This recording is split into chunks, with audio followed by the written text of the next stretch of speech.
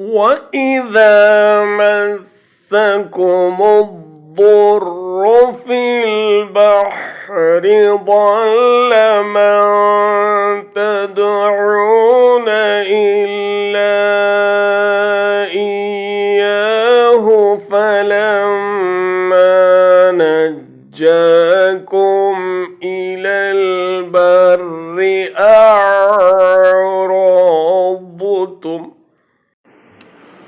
وَكَانَ الْإِنسَانُ كَفُورًا।